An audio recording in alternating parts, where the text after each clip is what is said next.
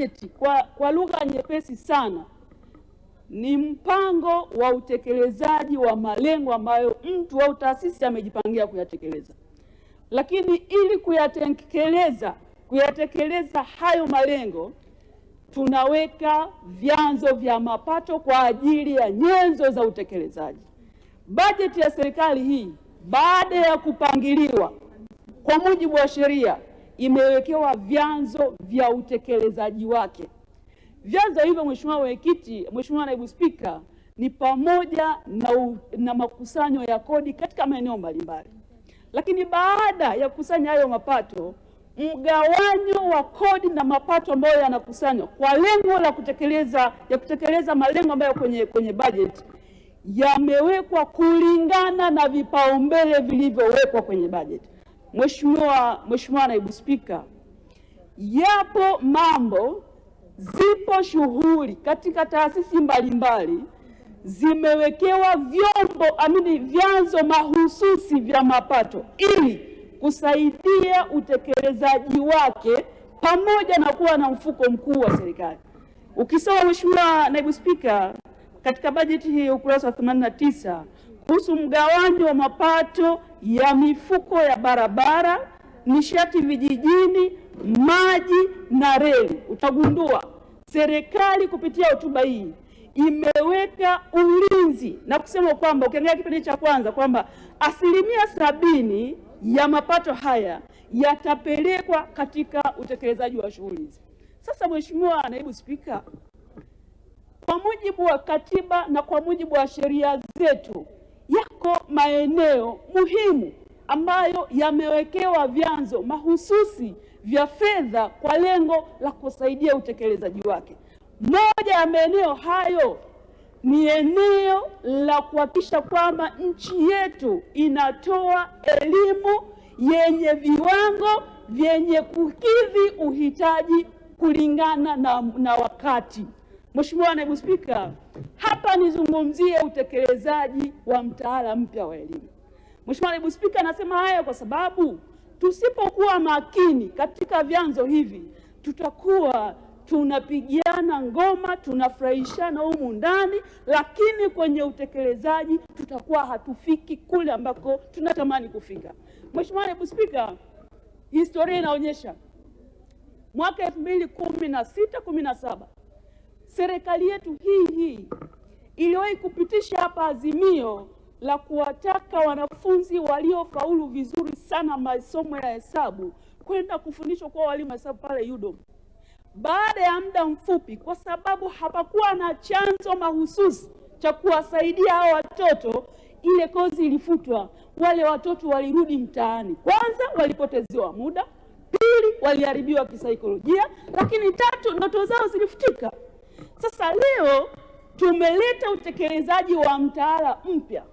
Chanzo mahususi cha quality insurance kwenye huu mtaala hakipo, lakini kwa mujibu wa sheria zetu yako maeneo ambayo fedha zinapaswa kutoka kwa ajili ya kwenda kufacilitate shughuli hizi. Nitakupa mfano Mheshimiwa Naibu Spika.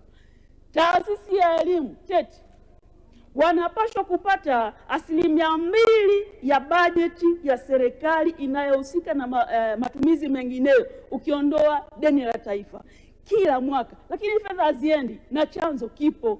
Sasa tuulizane, waheshimiwa wabunge, kama tunataka kweli kujenga elimu ambayo inataka kuleta tija kwa wananchi tunaowakilisha, kwa nini tusisimamie sheria ambazo tumezitunga sisi wenyewe ndani ya bunge letu kuhakikisha kwamba fedha ambazo zinaelekezwa kwenda kwenye maeneo hayo zikaenda? Mheshimiwa Naibu Spika, ninapozungumza na wewe sitaki kusema kwamba kuna hatari inaweza kutokea, sitaki kusema hivyo, lakini ukweli ni kwamba tunatumia TET kuchapa vitabu vya mtaala mpya. Tunawatumia TET kusimamia quality ya elimu ambayo tunatoa kwenye mtaala mpya. Tunawatumia TET kwa ajili ya madarasa mtandao, smart classes, lakini hakuna bajeti maalumu inayokwenda kutekeleza mambo hayo. Kwa nini tumeyaweka? Kwa nini yawepo kwenye mpango wa bajeti? Kwa nini tusitengee fedha mambo haya yakaenda kutekelezwa? Mheshimiwa Naibu Spika, naomba Mheshimiwa Waziri wa Fedha atakapokuja kuhitimisha awaambie watoto wa Tanzania wale waliopelekwa na kuanzishiwa mtaala mpya, usalama wao uko wapi, ikiwa taasisi ambayo inasimamia quality insurance ya elimu yao haijapelekewa fedha kwa ajili ya kufanya kazi hiyo. Mheshimiwa Naibu Spika, tumejenga vyuo vya VETA na nimpongeze Mheshimiwa Naibu Waziri, kila leo anajibu swali kuhusiana na vyuo vya VETA kila leo. Lakini Mheshimiwa Naibu Waziri, Mheshimiwa Naibu Spika, ukweli ni kwamba VETA sio majengo, VETA sio miundombinu peke yake. VETA inahitaji walimu waliofunzwa vizuri ufundi wakawafundisha watoto. VETA inahitaji makarakana. Ni kweli serikali inajitahidi, lakini ziko fedha ambazo zinapaswa kwenda kwa ajili ya kusaidia utekelezaji wa shughuli za mafunzo kwenye mamlaka ya VETA, lakini haziendi. Mheshimiwa Naibu Spika, nitakupa mfano. Kuna theluthi mbili ya tozo ya ujuzi na maendeleo ambayo inapaswa kupelekwa VETA, haiendi. Sasa kama tuna dhamira ya kutoa elimu ya ufundi kwa watoto wa Kitanzania, kwa nini tusisimamie fedha hizi zikaenda kufanya kazi ambayo imekusudiwa ili watoto wetu waweze kupata ujuzi unaostahili? Mwisho, Mheshimiwa Naibu Spika,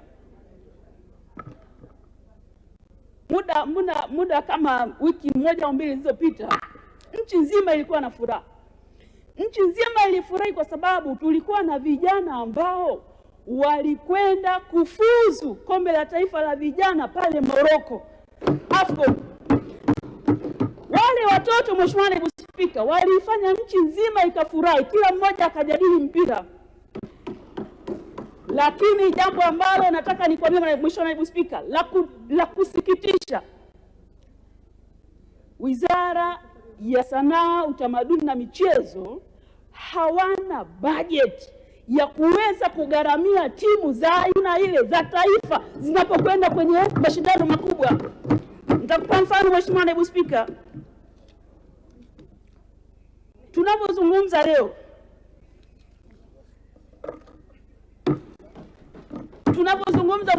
Mheshimiwa Naibu Spika, ikitokea timu ya taifa imefuzu kwenda kwenye michuano ya kimataifa, watoto wale wanakopwa. Huo ndio ukweli. Wanakwenda, wanacheza, tunawapigia makofi, humu ndani tunasimama, tunaweka maazimio ya kuwashukuru na kuwapongeza, lakini wameenda kule kwa kukopwa. Kwa nini? Kwa sababu wizara haijawezeshwa, haija fedha. Leo serikali ilishaweka chanzo mahususi. Mheshimiwa Naibu Spika. Asante sana Mheshimiwa, muda wako. Naomba kumaliza Mheshimiwa Naibu Spika. Hitimisha sekunde 30. Nahitimisha Mheshimiwa Naibu Spika. Serikali ilishaweka chanzo mahususi kwamba kila 5% ya mapato ya sports betting yaende Baraza la Michezo kwa lengo la kulinda na kuendeleza hii michezo. Hiyo fedha Mheshimiwa Naibu Spika haiendi. Sasa mimi niombe serikali, kwa sababu lengo si kudhoofisha mfuko mkuu wa serikali. Mfuko mkuu wa serikali upo kwa ajili ya kuhudumia hizi shughuli nyingine zote. Kwa hiyo tuwezeshe hizi fedha ambazo zimepangwa kwenda moja kwa moja kwenye hizo taasisi, kwenye hayo mambo mahususi ambayo yanatekelezwa kwa mujibu wa budget, ili fedha ziende huko zipunguze mzigo kwenye budget kwenye mfuko mkuu wa serikali. Mheshimiwa Naibu Spika, baada ya kusema hayo, naunga mkono hoja. Nashukuru sana. Mwenyezi Mungu akubariki sana.